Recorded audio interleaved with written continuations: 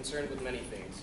For example, genetic inaccuracies being passed on to the next generation, creation of some babies that are more intelligent, more appealing, or more able-bodied, and the probability of creating very severe growth abnormalities or even cancer. Genetic modification can be used to cure genetic diseases like thalassemia, cystic fibrosis, Huntington's disease, even color blindness, something as simple as that. Right now, there are no cures for such diseases, but modification brings in a different person who's free from multiple diseases into existence. The most common human diseases, like schizophrenia or heart disease, don't just require one gene that is abnormal. They're the consequence of many, sometimes hundreds of genes combining to cause ill health. Genetic modification can slow down or arrest aging. This has already been accomplished in mice, so this is something that would be revolutionary for the human race.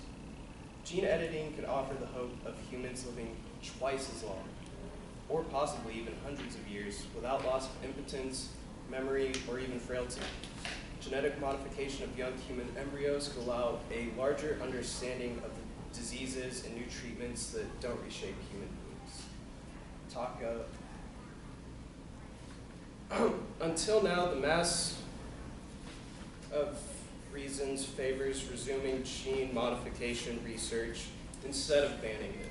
Furthermore, they need to describe how the supposed risks outbalance the expected advantages, and why the risks cannot be appropriately handled with more distinct legislation.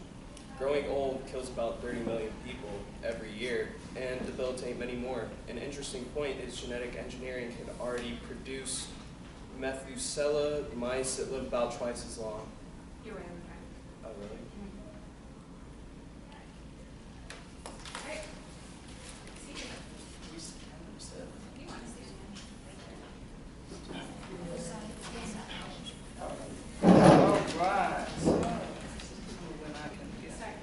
Alright, so first of all, ethics is knowing the difference between what you have the right to do and what is right to do. That is Potter Stewart. So first of all, I want to look at nanotech technology. Definition of that, it is the branch of technology that deals with dimensions and tolerance of less than 100 nanometers, especially the manipulation of individuals, atoms, and molecules. I also want to define DES, which is, I can't pronounce the word very well, but it's also known as stilbestro or stilbostro, is in estrogen medication, which is mostly no longer used. So first of all, let's go with my contention one. Genetic modification creates second-class citizens. So what I'm going to argue is, according to Laura Hersher, Director of Research at Sarah Lawrence College Program in Human Genetics, cost of IVF in vitro fertilization in the U.S. averages over $20,000 for each try, and testing can add $10,000 or more.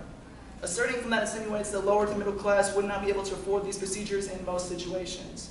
Now, what will the ramifications be regarding a eugenics argument?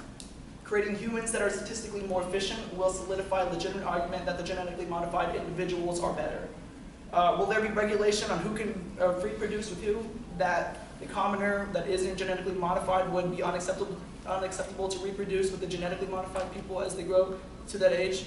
Or will the ethics of the situation be in question at the expense of accepting just one line of perfect health or perfect features?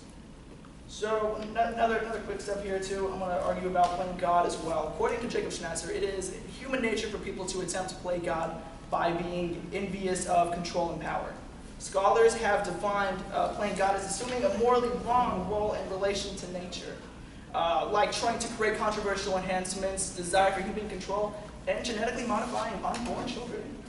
Contention 3, let's go into this guy right here. This is potential risk of human genetic editing.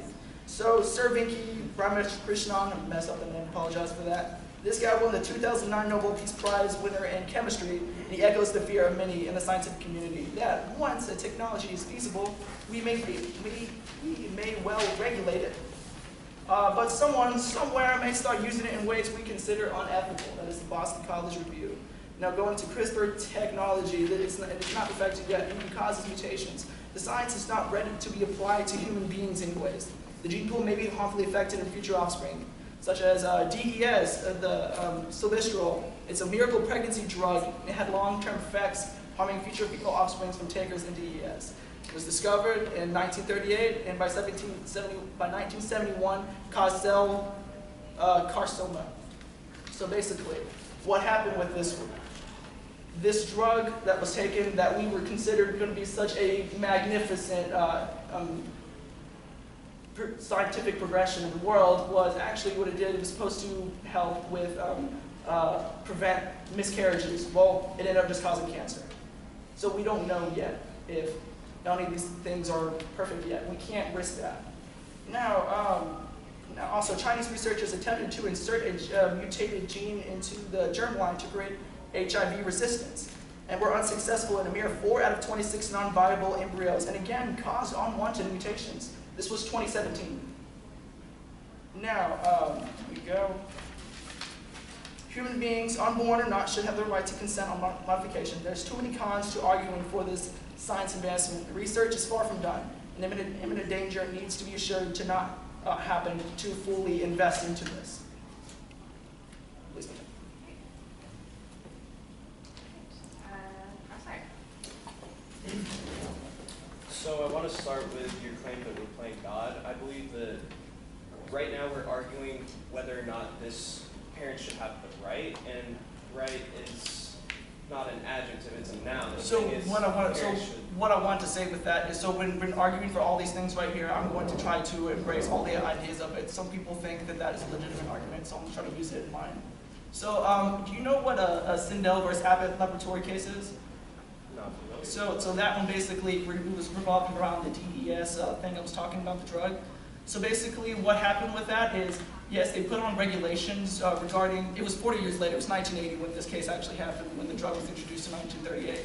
So what ended up happening with this is, so regarding that, essentially they only put regulations on that specific drug, which it seemed like a big feat at the moment, but it wasn't. So what ended up happening is all these other drugs, all these other potential scientific advancements that can cause harm to human citizens are still available to do that. So, But I mean, we're not arguing the ethics of it, if whether or not doing it is right. We're arguing whether or not they should have the right, and I believe that we've clearly stated those reasons why. And even though, bringing up that case, it still doesn't change the fact that parents should have this option available to them, despite all the qualms that you guys may have with the actual despite potentially harming the children. But, and it's interesting you bring up cancer because gene therapy will actually be able to cure many, Just like there were 4 for 26 on the HIV thing in 2017 that I mentioned earlier as well, from the Boston College Review. So no, I'm not arguing against scientific advancement. I'm saying it's not ready to be introduced yet. It's not ready to be mainstream yet. The thing is, even if it is in its early phases, the problem with that is that you're arguing something that hasn't been proven yet. I mean, we don't know where it'll end up in, say, even a year, 2 years, it can just, break through and be suddenly this, revolutionary cure for just human diseases and, altogether just removing that suffering. Okay, second speaker. I will continue on what my partner started. So I will first like to reiterate some definitions that we have stated. First is the right to privacy, which is made up of multiple different constitutional amendments, and we're looking specifically at the 14th Amendment today and the Due Process Clause. And then we're also looking at parental rights, which include the right to physical custody, the right to legal custody, meaning the ability to make major decisions about the children's health, education, and religious upbringing. Which brings me to repeat the resolution we have here today. Parents should have the right to genetically enhance their children using nanotechnology. Our contention 3 is that any opposition to parents' rights to genetically enhance their own children is inherently unconstitutional. The United States Supreme Court has acknowledged that multiple amendments grant citizens a right to privacy. We can look specifically to the 14th Amendment and the Due Process Clause for privacy and freedom in reproduction, marriage, and child rearing. This amendment guarantees that no state shall deprive any person of life, liberty, or property without due process of law. To bar parents from the right to make decisions from their own children would be to deprive them of these inalienable rights. We can look at Myers versus the state of Nebraska. where the United States Supreme Court struck down a law that kept public school teachers from teaching German at the time in history. At this point, it was right after World War I, and the U.S. was in opposition to peace negotiations with Germany. There was a law that stated that teachers could not teach German, and Myers versus the state of Nebraska struck down that law, saying that teachers have the right to teach German, as well as parents have the right to make a decision for their child if they are allowed to learn it or not. How does that relate to the issue today? In the time of history where this was happening, it was a huge issue whether or not that we could speak German because we were in opposition with them. There was a lot up in the air, but the Supreme Court struck down that law. Just 2 years later, the Supreme Court struck down an Oregon law in Pierce versus the Society of Sisters. That law required primary and secondary school children to go to public school rather than private. Using the precedent set in Myers, the court found that this Oregon law was unconstitutional because it interfered with the liberty of parents and guardians to direct the upbringing and education of children under their control. And these cases laid the groundwork and set the crucial precedents that ruled in Roe v. Wade, which sets the precedents for the issue at hand today. In Roe v. Wade, it's a case that we are all very aware of. It's the abortion case. There, the Supreme Court held that a woman's right to an abortion fell within the right to privacy. Just like our opponents are saying that there are a lot of statistics and science and health, and abortion is regulated, right? And that does not take away from the parent's right. However, completely taking away a parent's decision for their child or for their embryo is unconstitutional, and this is set very clearly in the Supreme Court. This is a case of first impressions. We've never seen anything like this. The question today is, should parents have the right? We're not looking at the moral or the ethical standards. We're looking, is it constitutional for the state or anybody to take away a parent's right to make this decision for their own child? And we can see very clearly in the Supreme Court that it would be unconstitutional to take away those rights. Thank you.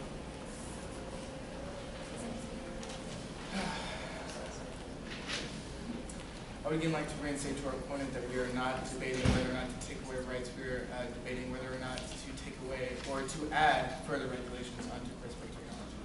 American author Michael Crichton wrote in his 1970 books about, in 1970 novels about genetic modification. He said, "Your scientists were so concerned with whether or not you could, you did not stop to think whether or not you should." He further went on to say, "Genetic power is the most awesome force the planet has ever seen, but you wield it like a dad that has found a son that has found his dad's gun. You stood on the shoulder of giants to find what you could as fast as you could, and before you even knew the power of what you had it, you packaged it, you slapped a plastic lunchbox on it, and now you are selling it. It is frankly arrogant, irresponsible, and ignorant to go about these without full testing and full understanding of what we know. If we want the best for our children, you stated earlier, you said, if we want the best for our children, why would we not use this? I say, why would we? By using this technology, we are throwing them into a world of conflict. How many people would rise up against this? How many people would fight against this? It's a very diverse debate at this moment. You brought up early 20th century Germany. You said that there was a law in the United States restricting teaching German. Well, speaking of 20th century Germany, there was something that arose. It was called eugenics, and it was part of the Third or Fourth Reich of Germany, a great, terrible, horrific power that led to so many deaths and so many terrible things. This is a belief that they had of a superior race of what they were.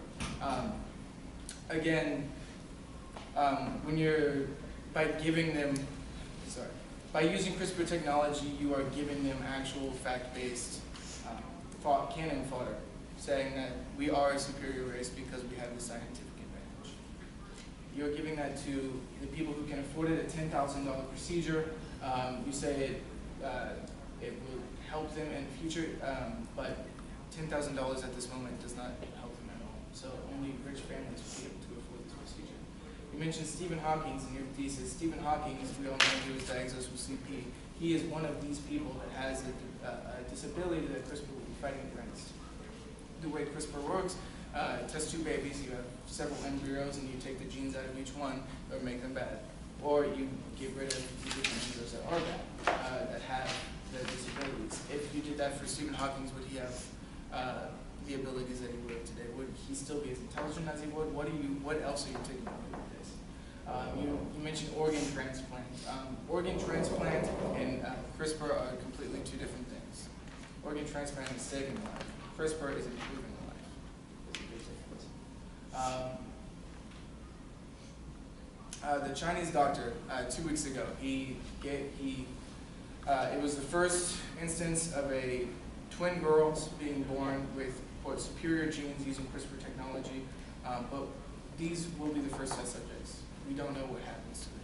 40 years from now, 30 years from now, what if they have cancer? What if they have something else? What if they develop a mental disability because of the superiority complex? We do not know what we are doing. We need more testing. As my colleague David stated earlier, the miracle pregnancy drug, dethi-stilbestrol, also known as DES, 1963 through 1974. It was used in women that were infertile, but the testing was not completed, and so all these women, not all of them, 94% of the participants have been diagnosed with cancer. You claim this will save lives, but how many lives are you willing to endanger in the process?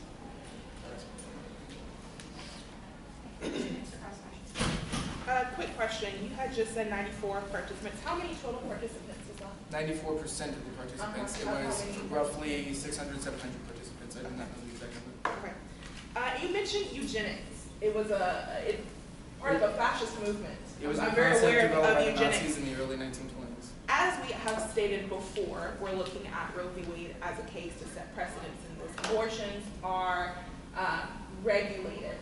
And we will concede to the fact that this technology may, in the wrong hands, be used to promote fascist ideologies. However, we are not conceding that 100% of this technology is to be used for that. Parents should have the right to make decisions that will help their children in their health. Even if it's not 100%, you're still developing this. You're planting the seed of the superiority complex in the minds of these babies that are being born and of the people that support them. You're planting the seed of eugenics that will be spread no matter what. My opponent is making a lot of assumptions. There is no scientific proof about somebody's personality in the future. That's not scientific, nor is that anything that we can prove now. My opponent is also making a lot of assumptions. It's scientifically proven that humans are greedy nature animals, and that given a certain amount of power, these I just had it written down. Given a certain amount of power, humans will continue this power and try to make it grow. I'm sorry. This correlation does not mean that this will be the cause. It is a scientific psychological study that was done in the 1990s. Yes, but it was not done with this nanotechnology. Again, we are conceding that in the wrong hands, this could be something that could promote fascist ideologies, eugenics, what have you. However, we are not speaking on that. We're speaking on the right for parents to promote their children's health. Thank you. Okay, that's 2 minutes. Next speakers. Good morning. So over the time we have spent in here, we've heard both sides. The side that our opponents have stated is that we are playing God, which has been proven morally wrong from our side, that it is not, that it's proven wrong by right is a noun and not an adjective. They've also argued about ethics and stated things that have not been proven.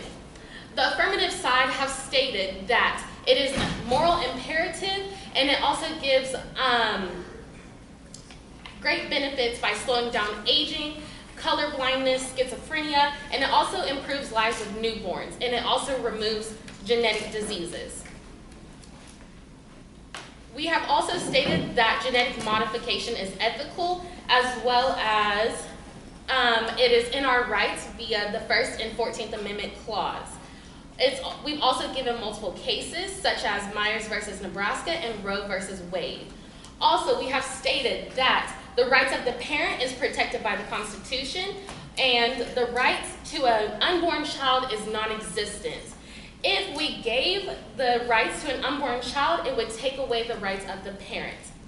We have also stated that we affirm that parents should have the right to genetically modify children, as well as have our opponents, the question I have to ask for you guys today is, have they proven that the risks outweigh the advantages? Thank you.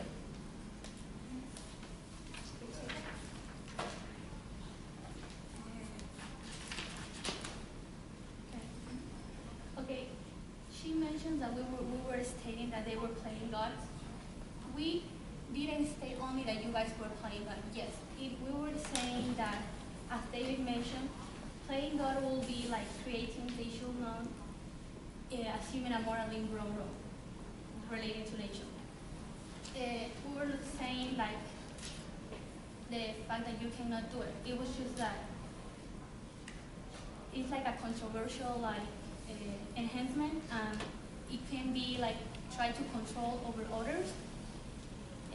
That can cause like the CRISPR technologies need to move forward and try to deal with the off targets. We didn't talk of those targets. That those targets on the CRISPR technology, of course, when the splicing enzyme matches the designed sequence of the wrong gene, causing potentially disastrous side effects, and that might create unintended change in the gene pool. For example, like we mentioned before, future cancers, and that is a diagnosis that can last for not only for the person affected but for future generations. Like this Decepterol, the drug that was used for pregnancy, you still can have that in your genes without knowing it, because it was passed through generations and generations, and there's no like a stop. There's no like a generation where it's supposed to stop. It also, like we mentioned before, it causes social inequalities. It causes risks to embryos. Children could be labeled or considered and made to order products. It opened the long-term debate on when human life begins and the right of each person, because from the embryo's point of view, genetic testing is trespassing the rights and bodies. You mentioned the 14th Amendment. The 14th Amendment, because of this technology, is not being defined yet, so if we apply this now, the 14th Amendment should be updated, because right now there's no like anything that says about it. So it should be, it's like a controversial thing and it's to be, like I mentioned, updated. Also concerns people about gender discrimination, because the ability provides, it will provide parents the practice to choose the sex of the children. Immigrants from the United States, like Asian or like China specifically, have a tradition of preferring like the male offspring, and sex selection, if used, will introduce an inequality in both genders and the egg myth. In the egg myth, in our society, if we allow it today. Tomorrow, we can use, they mentioned that it was gonna use to be modified to use, it will be used to modify like diseases. But like we mentioned today, we don't know if tomorrow it will be used to modify different traits, like weight, intelligence, strength, anything. And if it ends in the wrong person's hands, it could be used for war, like for warfare. Also, choosing a person's genetic characteristics turns the process of having a child into a consumer experience, not an affectional experience. Because who guarantees us that whenever we start like changing the genes, we are in the future going to start like creating another traits and be like not only be okay with the diseases, and we start making traits like color eyes, intelligence, weight, and things like that. There is. All right, Grand Crossfire, 3 minutes. Anyone can participate.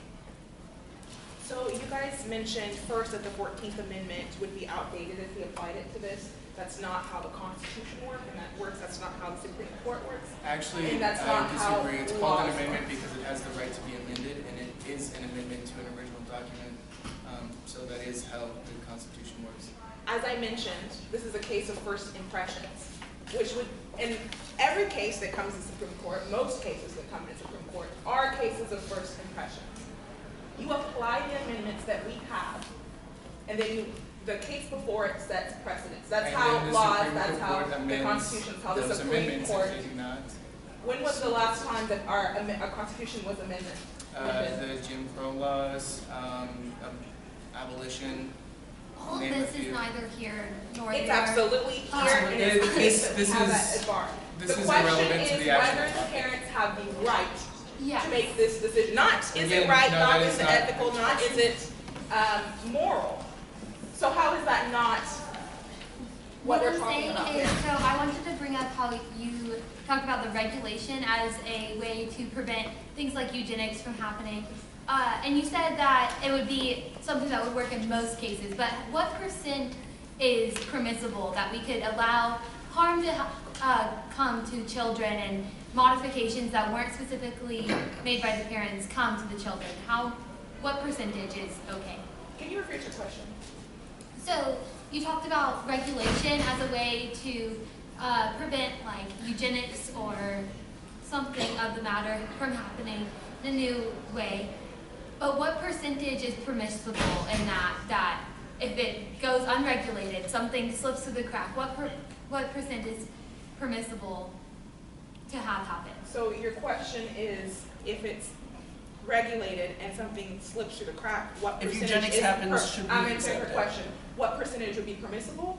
0, because it's out of the regulation. Okay, I would so also it's like to illegal. restate that our debate topic is whether or not there should be further regulations on CRISPR technology, and we are arguing for further regulations. So on CRISPR to technology. cause a 0% permissible things that slip through the regulations, wouldn't we want to have very strong regulations that maybe prevent eugenics or nanotechnology from even being a factor in these people's lives? The question that I have for you guys is, you guys stated that there would be discrimination via Asians, whites, blacks, male and female. What proof do you guys have from that? Because that would be some assumption if you guys don't have any proof. We didn't say anything specifically regarding race. We were saying we're creating a social economic status so that people that are people that have Immigrants to the United States from other countries prefer male-born. So basically, what person had nothing to do with ethnicity whatsoever or sex. It basically had to do with people that cannot, people that are prevented from these diseases and people that aren't. It creates a social class difference between that. And so, would they be allowed to reproduce or whatnot because it would be socially unacceptable, or how would that work basically? But we had nothing regarding The ethnicity. people that would be, All right, 4 speakers. Okay, I would like to reiterate a quote that we distributed. With genetic engineering, we'll be able to increase the complexity of our DNA and improve the human race. Today, we proved that. We affirmed that parents should have the right to genetically enhance their children using neurotechnology. Now, I'll bring up the immoral imperative of gene editing. Unquestionably, we want to know as much information we can about the risk of gene-modifying human embryos before we can proceed with such. But when there are suffering and demise that is caused by terrible single-gene disorders, for example, cystic fibrosis, Huntington's disease, this can be averted. If action and research is delayed for gene modification, justice will be delayed and also will be denied, which therapy will be delayed and also be denied. Genetic engineering technology provides unparalleled possibility for reshaping human genomes. It contains the promise of remedying genetic disease. However, with such enormous opportunities come unknown risks to human health and well-being. We must identify immediate steps to take toward guaranteeing the implementation of genetic engineering technology and is performed safely and ethically.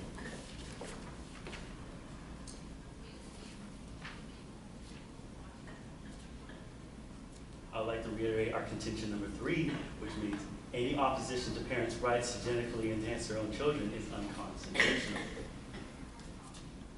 The cases that my partner Sarah had produced, she said these cases laid groundwork and set crucial precedents that ruled in the Roe versus Wade, which sets precedents for the issue at hand today.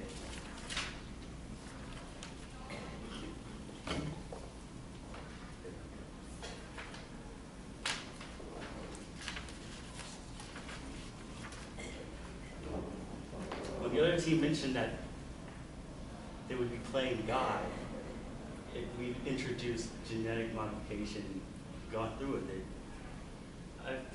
he felt like it was a fallacious question. It was a fallacious statement.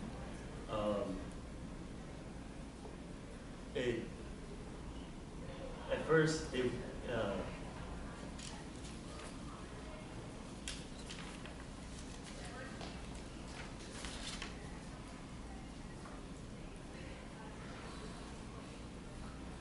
I would like to reiterate definition number 2. The right to privacy is made up of multiple different constitutional amendments for the sake of this debate. We will look explicit at the right to privacy in detail in the Fourth Amendment as applied to the states and due process clause. We did that. Thank you. Hello. So I just wanted to reiterate that so you were talking about the 14th Amendment, and yes, we have a right to privacy, but would we want a right to privacy when somebody is harming children in their garage or behind closed doors? Would we want that right to privacy there? Does that make sense? Or would we want to make an amendment that causes, with proper intentions, to stop that from happening?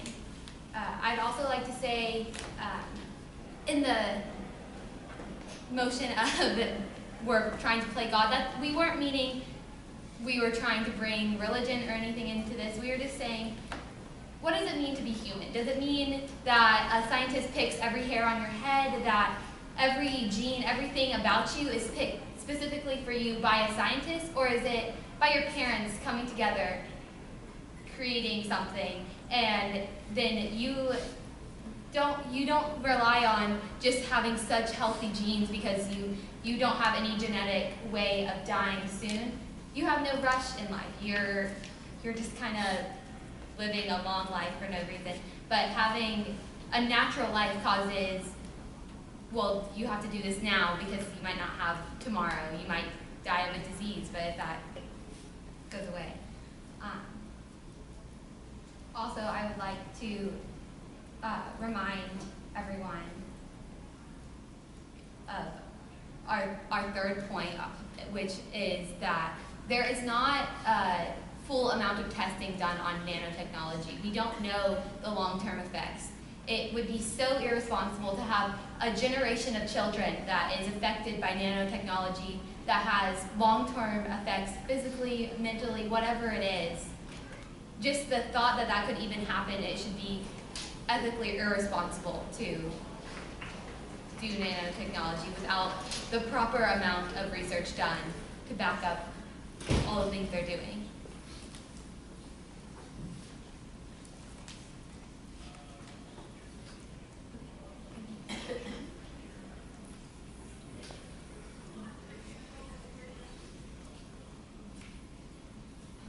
I'd also like to bring up how there was a debate